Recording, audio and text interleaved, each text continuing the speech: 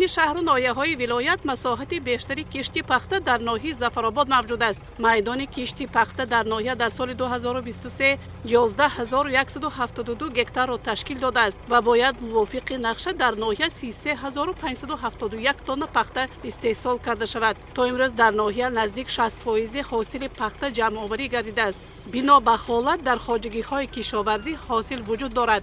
аз рӯи маълумоти риёсати кишоварзии ноҳия дар ноҳия 2000 гектар чиниши дуюми пахта мавҷуд аст. ин асосан дар хоҷагиҳои ҷамоатҳои деҳоти равшану ҷомеъ боқӣ мондааст. бинобар ин зарур аст ки дар рӯзҳои боқимондаи тирамоҳ ҷамъоварии ҳосили пахта дар ноҳия сурат бахшида шавад, зеро соҳаи пахтакорӣ шурӯъ аз кишту парвариш то коркарду истеҳсоли маҳсулоти ниҳоӣ дар ҳалли масоили иҷтимоӣ, таъсиси ҷойҳои корӣ, даромаднокӣ ва баландбардоштани сатҳи зиндагии аҳолӣ соҳаи муҳиму афзалиятнок ба шумор меравад.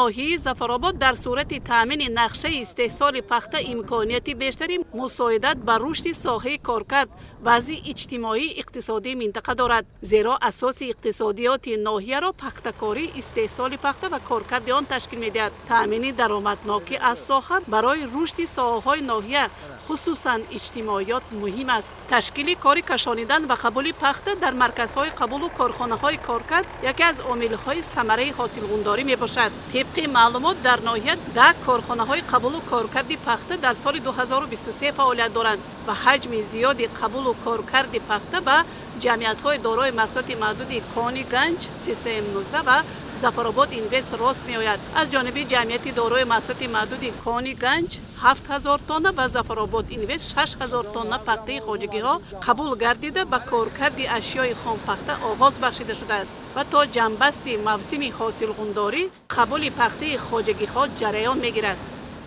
پایگیری اساسی ناحیه پخته است. امسال کارخانه به زیاد از 1000 خواجگی دهقانی و مبلغ 6 میلیون سومانی مبلغ گذاری کرد. در این حال 6000 تن ما پخته گرفتیم. هر دو کارخانه 1500 تن یک کار کرد که پخته شده گذشت. اگر از این پخته که خواجگی دهقانی پرورش میکنند اواسطه تکنیکی کارخانه و کارخانه آورده می شود. مسئله تامین پول شناختن وقت تشویق می شود. در این دو کارخانه قبول و کارکرد پخته تشکیل کار و همکاری با خواجگی‌های کشاورزی با آن مساعدت می‌نماید که پخته خواجگی‌ها مطابق به شرطنامه قبول و کارکرد کرده شود. این و دیگر تدبیرهای حاصلخونداری در ناحیه امکان می‌دهد که حاصل پخته پور جمع‌آوری کرده شود. جمعیت دارای محصولات محدود کانی گنج کارخانه دومی قبول و کارکرد پخته صاحبکار عبدالصمد نورمحمدov در ناحیه زفرآباد می باشد. کارخانه های کارکردی جمعیت های دارای محصولات محدود DCM19 و کانی گنج در جماعت های شهرک و دهات زفرآباد و جامی در منطقه به خواجگی های پختکار نزدیک جای گیرند. این کار خواجگیداران را آسان، خراجات را کم می کند. اقتدار کارکردی اشیای خام پخته در کانی گنج 10,000 تن بوده. تا این مرحله 7,000 تن حاصل پخته قبول و نگهداری شده، زیاد از 1000 تن از کارکرد خوشصفت برآورده شده است. دستگاه و تجهیزات معاصر کارکردی شرکت‌های بانفوذ موره امریکایی و چینی عامل کارکرد خوشصفتی اشیای خام پخته می باشد.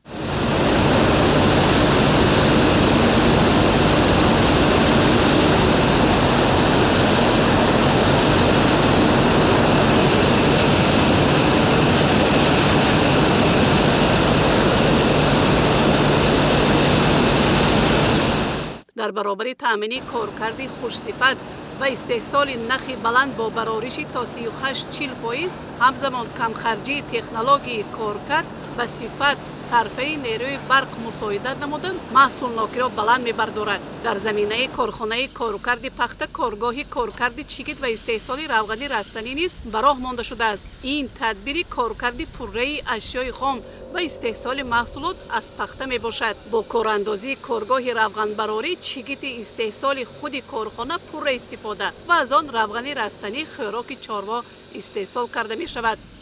یک جای با فرزندانم در حدود دهه جامعه کارخانه کارکرد پخته و استحصال روغن رستنی کان گنج را بنیاد نمیدیم.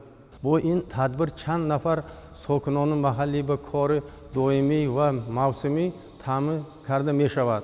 ҳамчун соҳибкор минбат ҳам тамоми қувваи дониши ва таҷрибамро баҳри тараққиёти пешрафти кишвари азизамон Тоҷикистон равона намуда ҷашни 35-солаги истиқлолияти давлати ҷумҳурии Тоҷикистон бо тӯҳфаи арзандаи меҳнатӣ истиқбол мегирем.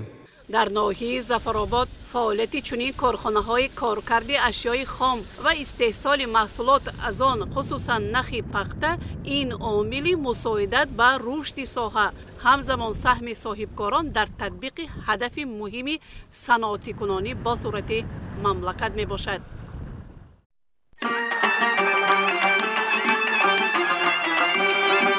ноҳияи Аш дурнамо 14207 тонна, ҷамъоварӣ дар як рӯз 114,5 тонна 0,8%. аз аввали мавсим 14463,4 тонна ё худ 101,8%.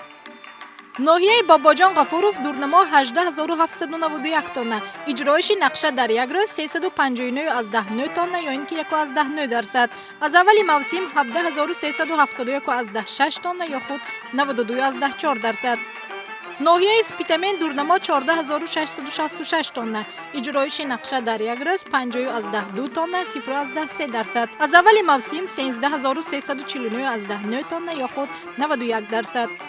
шаҳри Конибодом дурнамо 12833 тонна, иҷроиши нақша дар як рӯз 83 тонна ё худ 0,6%. аз аввали мавсим 8334,1 тонна ё худ 64,9%. ноҳияи Ҷаббор Расулов дурнамо 12833 тонна, ҷамъоварӣ дар як рӯз 42,3 тонна ё ин ки 0,3%. аз аввали мавсим 8285,8 тонна ё худ 64,6%. ноҳияи Мастшоҳ дурнамо 28300 тонна, ҷамъоварӣ дар як рӯз 263,8 тонна 0,9%. аз аввали мавсим 17626 тонна ё ин ки 62,3%. ноҳияи Зафаробод дурнамо 33571 тонна, иҷроиши нақша дар як рӯз 88,5 тонна 0,3%. аз аввали мавсим 19716,8 тонна ё худ 58,7%. дурнамои ҷамъоварии пахта дар вилоят 135,200 тонна пешбинӣ шудааст. дар шаҳру ноҳияҳои вилоят дар як рӯз 1002,3 тонна ё ин ки 0,7%. аз аввали мавсим бошад 99147,6 тонна ё худ 73,3% нақшаи ҷамъоварии пахта иҷро гардидааст.